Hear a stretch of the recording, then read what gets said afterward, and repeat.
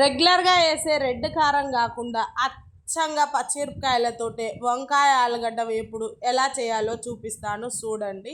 ఇక ముందుగా అయితే పావు కేజీ ఆలుగడ్డల్ని పొట్టు తీసి శుభ్రంగా కడిగి కట్ చేసి అట్లా ప్లేట్లో పెట్టుకోరబ్బా. తర్వాత ఒక ఉల్లిగడ్డను కూడా శుభ్రంగా కడిగి కట్ చేసి అట్లా ప్లేట్లో పెట్టుకోరు. తర్వాత వంకాయల్ని కూడా శుభ్రంగా కడిగి పైన కాడల్ని కింద మూతిని అట్లా కట్ చేసి అట్లా ప్లేట్లో పెట్టరబ్బా. ఈ పొయ్యి మీద వేసుకుంటా మనం ఉప్పు నీళ్ళల్లో వంకాయల్ని అడ్డంగా నిలువుగా 4 ముక్కలు చేసి అందులో వేయాలబ్బా. ఇక ఫస్ట్ అయితే అల్లం వెల్లిపాయ పేస్ట్ కూడా వేయం, ఓన్లీ ఇందులో ఎల్లిపాయలే వేస్తాం. అట్లా పొట్టు తీసిన ఎల్లిపాయల్ని ఒక 12 అట్లా మిక్సీలు వేసి పచ్చిమిరపకాయలను కూడా ఒక 10 దాకా కాడ మూతి కట్ చేసి అట్లేసి ఇంత చిటికెడు కొంచెం జీలకర్ర వేసి ఫస్ట్ అయితే దాన్ని అట్లా బరకగా మిక్సీ పట్టరబ్బా. నెరి పేస్ట్ వద్దు, మెత్తగా నల్లి వాసన వస్తుంది.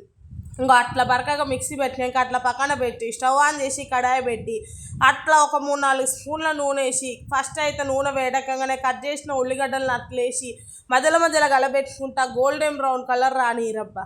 అట్లా గోల్డెన్ బ్రౌన్ కలర్ రాగానే మనం పేస్ట్ చేసి బరకగా పక్కన పెట్టిన పచ్చిమిరపకాయల ముద్దనైతే అట్లా వేసి మధ్యలో కలబెట్టుకుంటా పచ్చి వాసన పోయిందాకా ఏం పని డబ్బా నూనె పైకి తేలేదాకా వేసిన నూనె.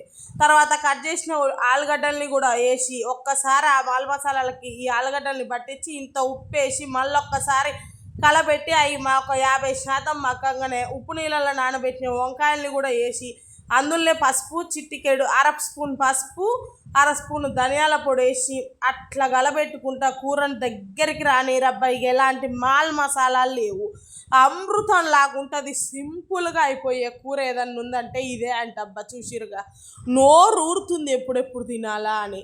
ఇక మరి వీడియో పూర్తిగా చూసి లైక్ షేరు సబ్స్క్రైబ్ చేయండి అబ్బా. విష్ణు ఈశ్వర్ వ్లాగ్స్ని ఓకేనా అబ్బా.